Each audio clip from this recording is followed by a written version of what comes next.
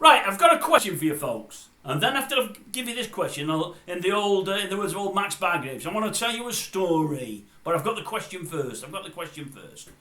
Who would you say is the greatest sportsman or woman you've ever seen playing the trade over here? England, Scotland, Ireland, Wales.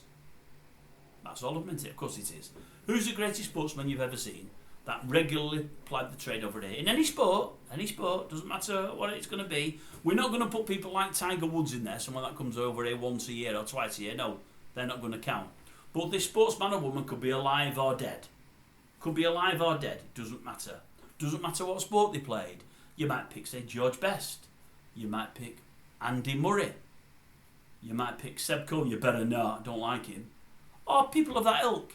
It could be absolutely anybody. Linford Christie, Nick Faldo, could be any of them. Who would you suggest is the greatest sportsman or woman that has ever performed on these shores on a regular basis? Now I'll tell you now, it can even be a foreigner. As long as they spent most of the time over here, they can be foreign, it doesn't matter. See, I'm opening the door there, I'm giving it away a little bit. Think. Put it in the comment section. Now what I want to do is I want to tell you a story, as I said. I want to educate a couple of you. No, I'm not being condescending, I'm joking there really.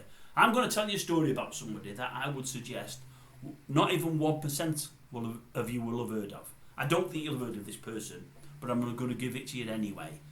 And I hope you bear with me on this story. This is a story I've always wanted to do. But I wanted to do it. I say this with certain stories when I've got a bigger amount of views, more people. This isn't going to get watched by many. I know already before I put it out. If it gets watched by 200, I'll be amazed.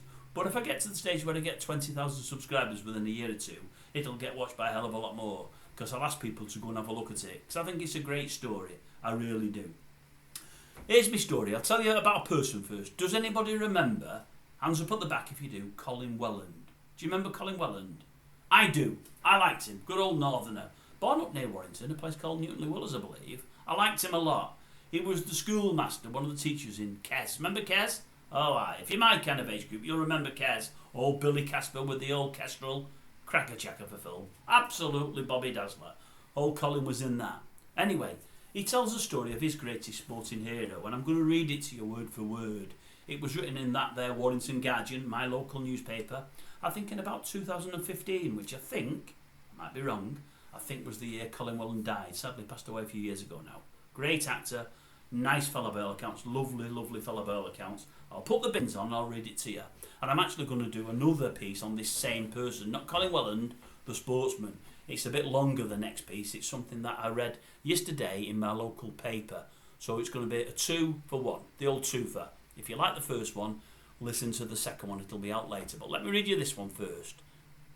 See what you think. And then I'll tell you my thoughts on this person. Right, let me read this to you. Colin Welland from the Warrington Guardian a while ago. Oh, Colin Welland, who died last week aged 81, was a man of many parts. He was an Oscar-winning writer for Chariots of Fire. He was a popular actor in Z Cars and Kes. He was a director of Fulham Rugby League Football Club, and he was a playwright. But deep down, he was a Warrington supporter and a huge admirer of... Now, before I give you the guy's name, folks, we are talking rugby league, and I know many of you will be checking out now because you're into rugby league, but please listen to this. I'm going to tell you why I believe, and I only ever saw this person once, this person has since died, I've seen this person once in the late 70s, is the greatest sportsman we've ever had in Great Britain. And I'm going to tell you why. I'm going to do your Collins piece, then I'll give you some facts and figures in the next video, and I'll tell you a little bit what I know about this fella, which was told to me by an ex-professional rugby league player who played for Great Britain on 3 occasions. The fella's name was, but deep down he was a Warrington supporter and a huge admirer of Brian Bevan. Brian Bevan, remember that name.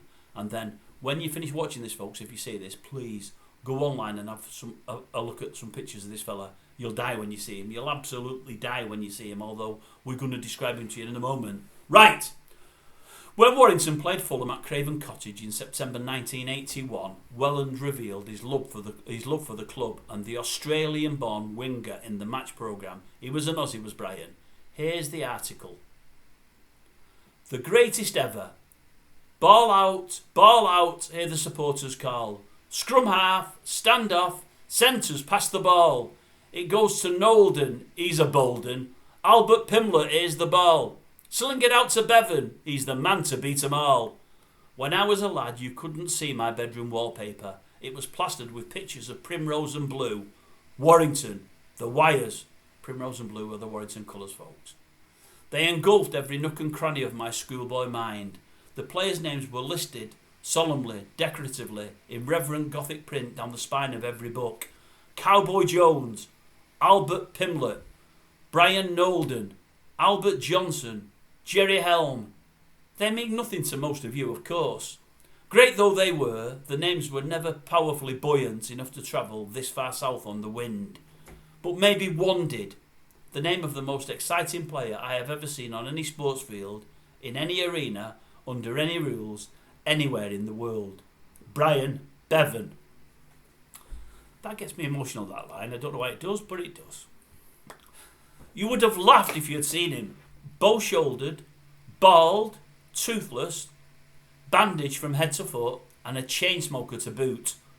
But like me, you would have thrilled to the very dregs of your soul to watch him in flight. He was the only player I have ever known who brought the stand to its feet whenever or wherever he touched the ball. Glyn Moses, that fine St Helens fullback, recounts how he played 5 seasons against Bev and never once laid a finger on him. I remember Workington leading us 8-5 in the cup with 5 minutes to go. It was frosty and the pitch was surrounded with piles of straw. Bevan took a pass at full tilt. Gus Risman, the greatest fullback of his generation, was crossing to intercept. He was loping, confident in his own angles. Absolutely right, he thought. He dived. Bevan went into overdrive, and Gus was left gracefully over his wake, landing headlong in the straw. When I close my eyes now, I can see him sitting there, applauding and shaking his head as Bevan touched down under the posts.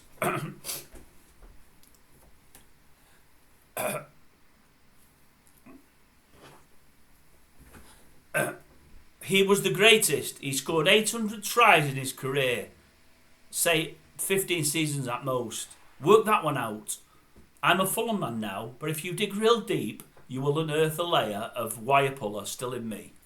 Certainly if that frail, little, I can't even read this, incourageously bald figure was puffing and blowing out on the Warrington wing again, I might even be shouting for the wire. Now that's a piece that Colin Welland did in a Fulham programme about Brian Bevan, his hero. And, oh God, I can't do it. I've loved Bevan all my life, yet I never ever saw him. But my uncle, who meant the world to me, who used to take me to rugby league for 20 odd years, used to tell me stories about Bevan, and he used to love him, and I never got to see him. One of the great regrets of my life, missing out on him and Duncan Edwards, the only 2 sportsmen I never saw that I wanted to see. Colin Welland said if he'd have played cricket, he'd have got a knighthood. That's Brian Bevan. If he'd have played football and NBA, now he might not have gotten them things because he was Australian, but I know what he meant. But he said because he played rugby league, nobody knew him, other than in rugby league circles. And still some folk now that remember the olden days, remember the great wingers of old. The one that gets most commonly mentioned is Billy Boston from Wigan. He's still alive now. And a guy called Tom von Vollenhoven, a South African who used to play for St Helens. My uncle seen them all. But my uncle said no one could match Bevan, it doesn't matter. They all had different games than Bevan did. But nobody could match Bevan. Warrington were never really the top team in the 15 years he played for them.